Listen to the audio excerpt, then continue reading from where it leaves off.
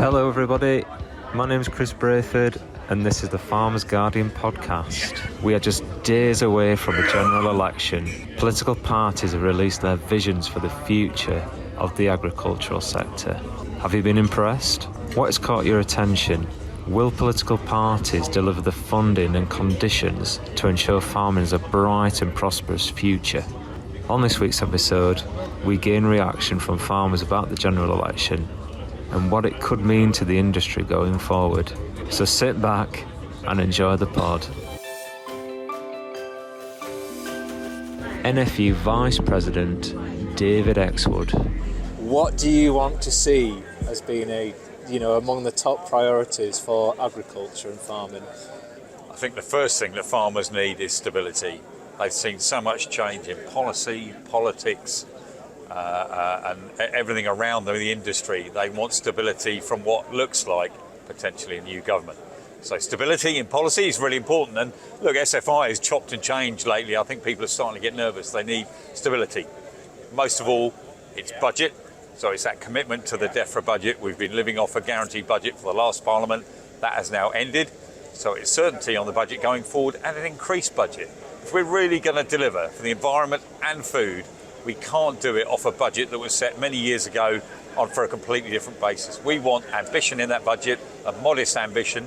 We recognise that the government purse string is going to be tight, but we think we can deliver a lot with that money. To probably coincide with the launch of Your Harvest, it gets to those inner challenges that farmers have faced for the past goodness knows how long, plus 12 months regarding with the weather and all sorts. Do you think there's a time where we probably need to be more positive and engaging about the industry that we're a part of? So look, it's been an incredibly challenging couple of years for farming, and our confidence survey shows that confidence is at an all-time low. But farming has an opportunity to deliver like no other industry, and we have to be clear about the opportunity. We have to tell the story of how we can deliver for food and the environment. I think that's going to be the key challenge for the new government, whoever they are. And we will be going into them saying, look, farming can deliver, back us, we are the future, we can have so many solutions, we will work with you. Could I touch upon what farmers have been telling you in terms of what they're wanting to see in those general election manifestos? I know the budget's up there, what else? So the number one question I get is, will ELMS continue? Will SFI be changed? We don't know. We think it's unlikely it's going to be changed, but I think there's the question about government policy. But I think it's the budget TB policy as well is really key. We've had a successful TB policy for this government for the recent years. But again, they want to see that continue. They've seen it work. They don't want all that good work to be lost. Sheep farmer Karl Franklin, better known as the pretend farmer from the Cotswolds. Farmers have faced to this point and that politicians should be aware of. The weather's been one as well. Weather is one, but no one can control that. Nobody can control the weather. That's the hardest one. Food chains, I think, is one of our biggest one. Having fairness across the whole board, and I think it's government and politicians being brave enough to stand up against the big supermarket giants, and giving us the little guys the voice. And I'm not saying that it'd be lovely it's getting that happy medium. Let's be honest, the price that we'd probably is, if we had the chance, for sheep farming, we'll push ourselves out of the market if we're not careful. Yes, it's great the price at the minute, not going to knock it, but if it goes up any more, we ain't going to be selling lamb to the British consumer because they're just not going to pay it. And I think it's fairness. And food waste, I think we all forget food waste. If we didn't waste the amount of food that we did, one, food could be cheaper, and two, we wouldn't be chucking it in the bin. And I think that's where we spend hours. There's farmers here today spending hours and hours and hours producing food, which never makes it onto a supermarket shelf. And I've never understood why government tolerate it. I just don't understand. And I think that's a big one. And there would be a bigger room for the environment and nature if we didn't waste so much food, because we would be eating more. The food we produce, I'd love to know how much of that actually makes it onto the supermarket compared to how much actually goes in the bin. Well, if all that food was going on the shelf and people were eating it, we then wouldn't need to be upping our production. We wouldn't be upping production because we'd just be eating the stuff we already produce. But that's where they don't want to upset the apple cart, no pun intended. Supermarkets have got a bigger voice.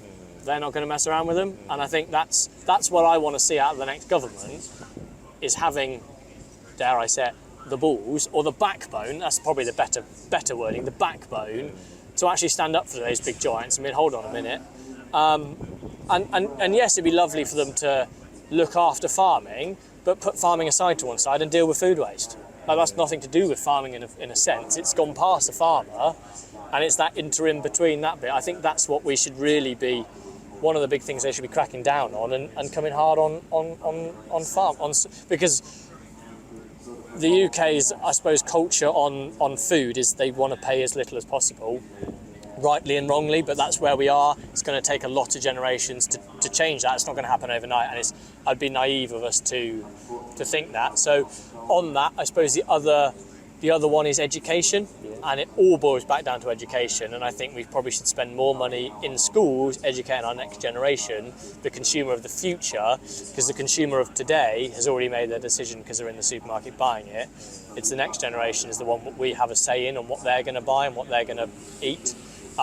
So I think those are the two things. Food waste is a big one we can change for today's consumer, and education on tomorrow's consumer as to what they will buy in the future, which will dictate and understanding like where food comes from and working with the environment and buying the best food possible for the best price.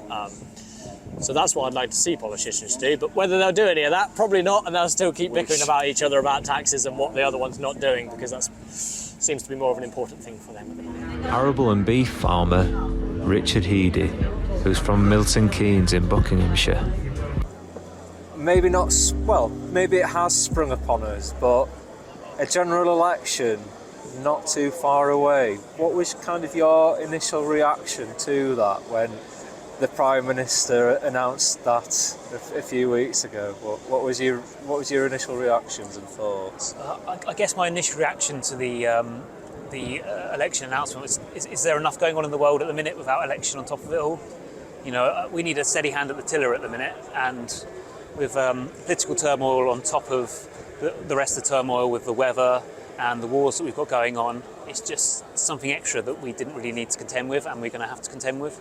And what do you think? What have discussions with fellow farmers? What have they said? Something very similar? Have they said that it's a good time or a bad time for it? What have they been saying? Well, it's an interesting political time. You know, I think there are a lot of people who want change, and they're delighted to have the opportunity to give change. At the same time, I think there are a lot of farmers who feel a little bit politically homeless. So there's a lot of floating voters about at the minute, just waiting for the right election pledge to bring them in. So yeah, it's going to be very interesting seeing all the manifestos come out and see who's going to value agriculture the most. I think that's going to be very important. The priorities that political parties are going to place and what they're going to pledge and to promise to farmers. But Richard, what do you think are some of those top priorities? What do political parties need to do to support farmers and support agriculture as a whole? Well, we need a pledge to look after agriculture more. You know, we need to be supplying more homegrown food. We need, limits put on the amount of homegrown food just so we can keep production levels up. It's so important for food security that we have this homegrown production and it's supported right. And also, ELM schemes are only just really getting rolled out, and we need security, I think, going forward, to know that if we put our trust in these schemes, they're still going to be here and they're going to be properly funded for the future. And I think farming, it's had a pretty bad time of things that over the past, if you think specifically on the weather, it has been very volatile for the past year or so. But there have been so many challenges that farmers have had to face around that as well, aren't there? There's, if you think of the weather, there's the flooding impact as well. That there's quite a lot that farmers have to face, isn't there? Yeah, it's been an incredibly difficult year, but I think we're saying that every year, because if it's not flooding, it's drought. So I think farmers are having to be as adaptable as ever. We're having to kind of diversify what we're doing, be that off-farm diversifications, but also with SFI and things like that. So, just generally we need support to carry on our businesses. We need support through environmental schemes, through energy incentives. We need looked after because, we need fuel, we need fertilisers. We're going to need to import these. It's not all produced in the UK, and we need those things. So we need to have a government that listens to us and helps us out, because without their support, it's a struggle in a changing world. If we lost agriculture, this country would change, and we'll be relying on being fed by countries that are suffering even more than us with global warming. I think it's as important as ever that we continue and build on our homegrown production, just to keep our country great and look after the wildlife and the environment and the people of this country. Some great points there, Richard. I think also farmers are very resilient people, aren't they? They are used to overcoming challenges that they face. They are a very strong-willed people, aren't they? Yeah, as I say, every year throws up a new challenge, and we step up to that challenge and try and change what we're doing and adapt our practices to survive. Staffordshire arable farmer Clive Bailye and arable farmer Ben Adams from Oxfordshire. I think we're in a really odd situation at the moment because it's a case of like voting for the least worst rather than the best option. I think the truth is nobody really wants Conservatives to win or Labour, but you're going to have to win the other. And then the others between the two end up as a bit of a sideshow. To my mind, any of the, although you can make a point by voting Reform or Lib Dem or any of these others, being realistic, they're not going to form governments. So, a Conservative voter voting for Reform feels, or Lib Dems is really a vote for, is making it more certain we're going to get a Labour government. I don't know. I'd always be worried about Labour's taxing a lot more. But then again, the Tories have been not exactly kind with taxation. They've been quite taxed quite heavily under them. I'm not sure I'd place too much in the polls. We've all seen Brexit and other polls not work out, so I don't think it's. Although obviously you would sit here right now and say, "Oh, it's a runaway. We're definitely getting a Labour government." I don't think there's any certainty in those kind of things anymore. I think it could go when it actually comes to it.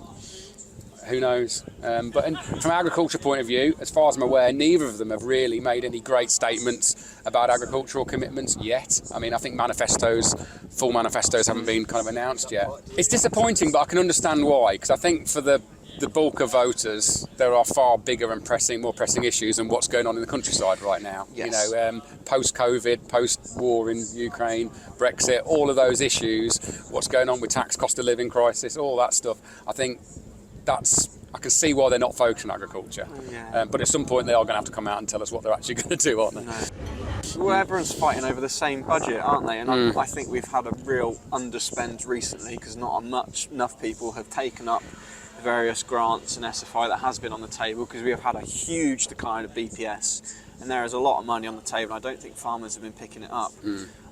And I think the NFU, they're asking for a budget of 5.5 million. Yeah. I don't know where on earth, billion. I don't know where on earth that is going to go, but there's going to be some serious increases in payments if you want to see that. I don't know who is going to be next in government, but I hope they carry on with the direction that SFI has headed. As we've mentioned, they're not yet that, but they're going in the right direction. I'm also worried about tax implications from certain governments. But I heard the Secretary of State and the Shadow Secretary of State both speak last week, and they both had various points across. But it's another question: is how much do you believe of what they actually say? Yeah. Is there so much uncertainty? I think what they all need to understand is, though, that agricultural budget isn't just about farmers. It's like it's rural economy, isn't it? I mean, you talk to some of the manufacturers here. If farmers are doing well, they spend money on machinery, and they spend, they create employment. The whole rural economy and the associated industries that surround it all. It's more important. I think as long as they understand that, they can't walk away from that really, or you end up with the kind of rural Britain's like the third world part of our country. I can't see that happening. So, like Ben, it'd be a real shame for them to see I know some farmers wish that they would just rip up all this SFI nonsense and go back to BPS and just pay us a fixed amount. I've never been a big fan of those kind of subsidies. I think they don't actually subsidise farmers; they end up subsidising landowners, and not, farming and land ownership. Easy to confuse the two things, but they're not the same thing. And also I think it creates a lot of inefficiency. Taking the counter to what I was saying earlier about how SFI is more attractive to people on less productive land and not so productive people who can grow great crops. I think I want to see a lot more on labelling of food, import standards, and that word always gets mentioned, but that level playing field. If we are effectively not being subsidised to do something, or if someone else is allowed to do something that we're not to, then effectively it's unfair. That we are then at a lower baseline compared to a country that can use a certain product, for example. And we're still importing that in and still competing with that. That's the bit that really annoys me, and I think there needs to be a lot more. I don't know how you do it, but I just feel it's unfair, and if we've got good standards, we need to uphold them, and there should either be a price premium for them or access to different markets.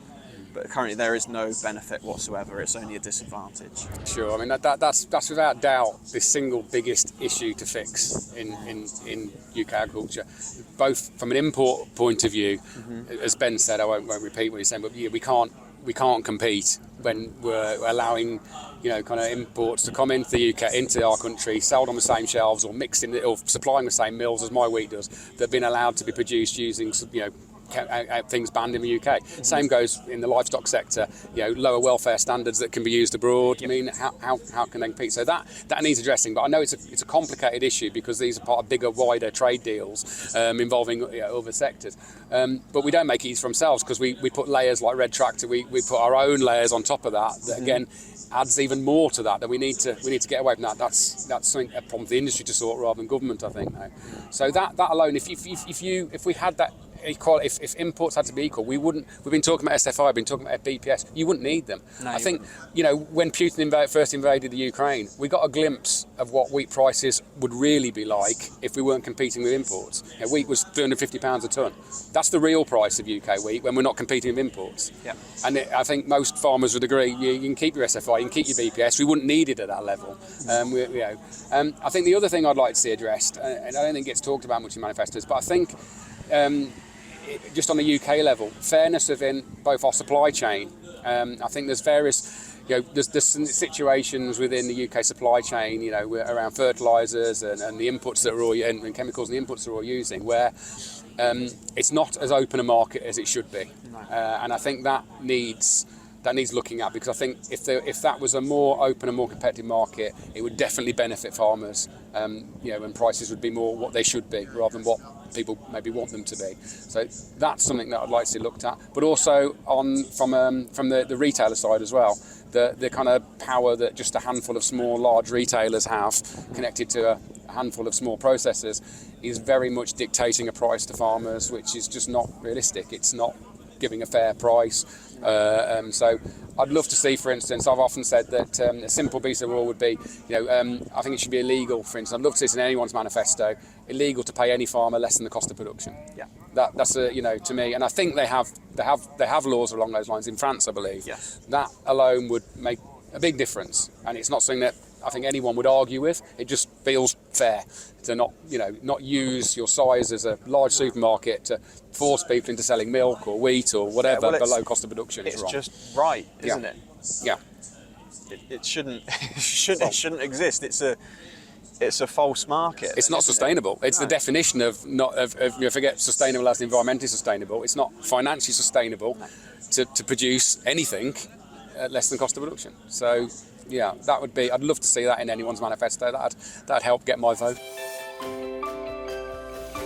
That rounds up another episode on the Farmers Guardian podcast. We'll see you on the other side of the general election, when we will, hopefully, have an indication of who will be leading the country and how they will back British farmers. So in the meantime, have a fantastic week, and let's catch up again next time. Goodbye.